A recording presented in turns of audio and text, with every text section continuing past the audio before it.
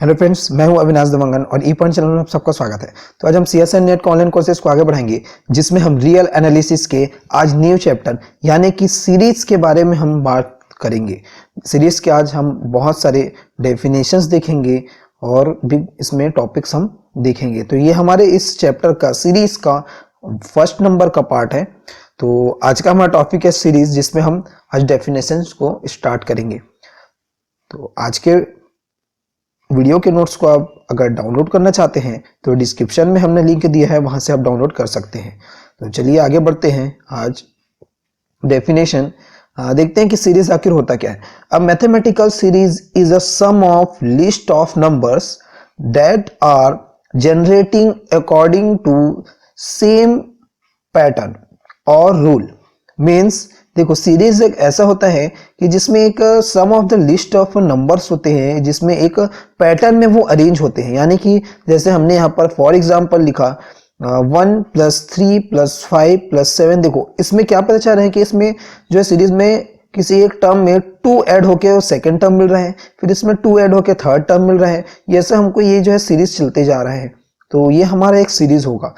Standard form of a series is a1 + a2 + a3 + so on + an + so on infinite इसमें terms हो सकते हैं। Symbolically written as summation n = 1 to infinite an यानी कि 1 से लेकर इनफाइनाइट तक के इसमें टर्म्स हो सकते हैं।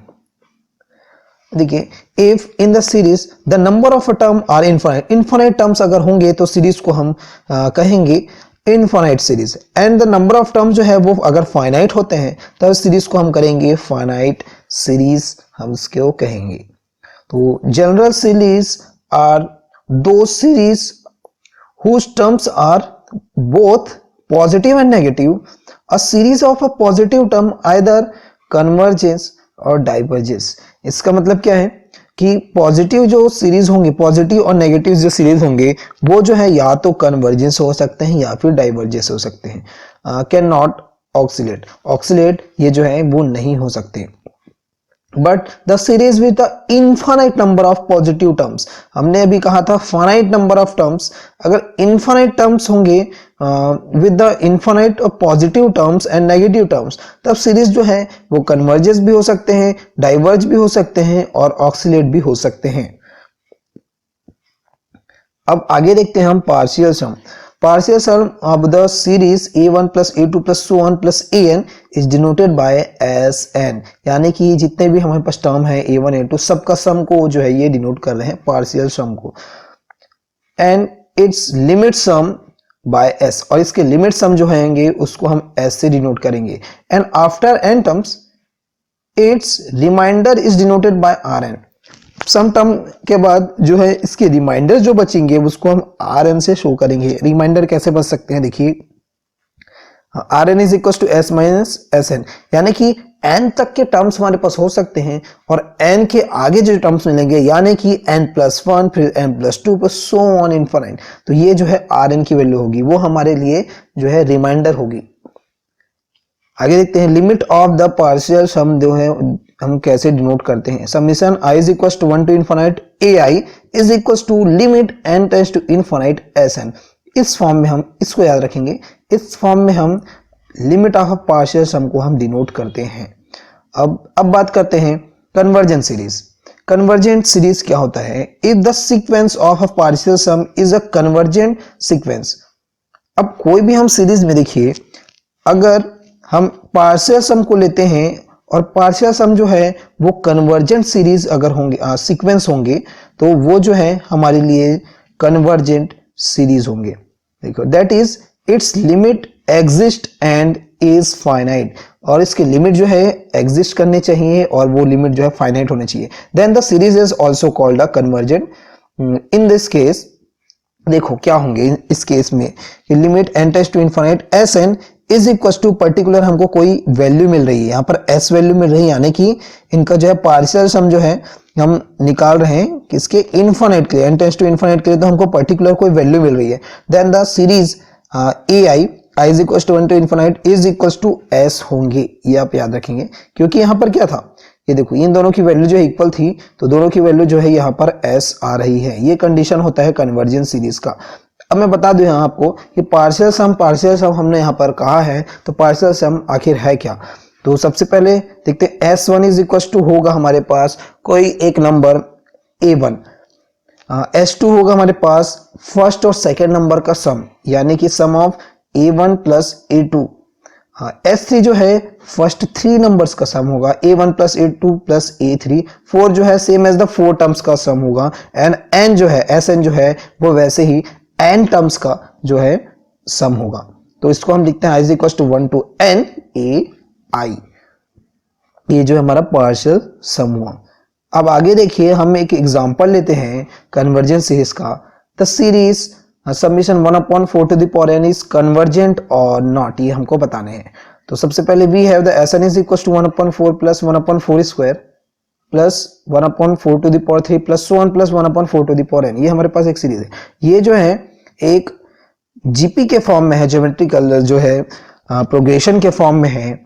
हमको यहां से इन दोनों का कॉमन रेशियो मिलता है 1/4। तो हम इसमें फॉर्मूला में लगाते हैं 1/4 into 1 minus 1/4 to the power n upon 1 minus 1/4।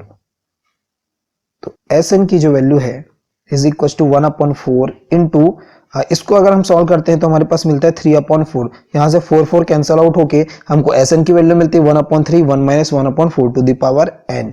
अब इस वैल्यू में हम जो है लिमिट को इन्फिनाइट की तरफ पुटअप करते हैं, तो limit n tends to infinite Sn is equal to, तो हमको मिलता है देखो यहाँ पर हम जब इन्फिनाइट रखेंगे तो ये 1/4 टू द पावर n की वैल्यू 0 हो जाएगी और हमको मिल जाएगा 1/3। ये 1/3 हमको मिल गया। इसका मतलब क्या है, तो सीरीज Sn जो था हमारे पास, ये जो सीरीज Sn जो था वो जो है 1/3 की तरफ कन्वर्ज होंगे।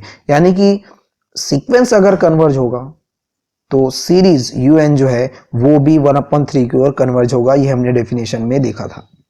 डाइवर्जेंट सीरीज की अगर बात करें, the series an is said to be divergent if the sequence Sn of partial sum of an is divergent.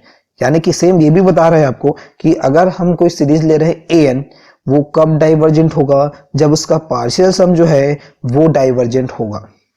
For example इसमें भी हम एक एग्जाम्पल लेके चलते हैं। So that the series n is equal to 1 to infinite minus 1 to the power n is a divergent, ये हमको show करना है। तो इस सीरीज को अगर हम देखो हम सॉल्व करेंगे तो पार्शियल सम हमको क्या मिलेगा, S0 सबसे पहले हम यहाँ 0 रखते हैं तो हमको मिलेगा 1, S1 जब यहाँ रखते हैं तो हमको मिलेगा देखिए 1 माइनस 1, यानी कि फर्स्ट टर्म और सेकेंड टर्म का सम हम करते हैं तो हमको मिलेगा 0।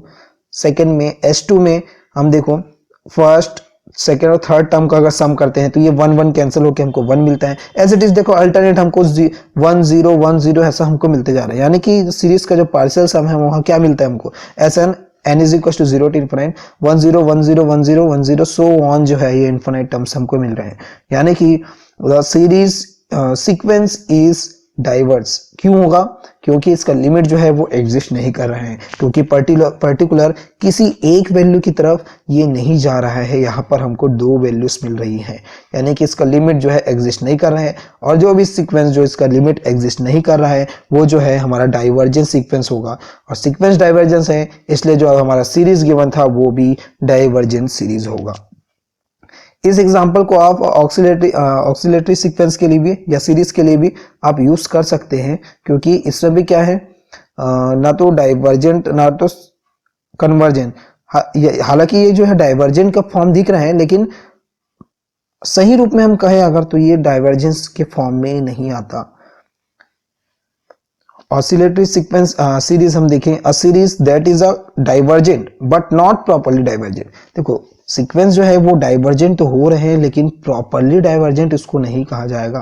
तो इस कंडीशन में ये हम कह सकते हैं कि कोई भी सीरीज जो कि ना तो कन्वर्जेंट है ना ही डाइवर्जेंट है, तो उस कंडीशन में हम इसको बोलते हैं ऑसिलेटरी सीरीज।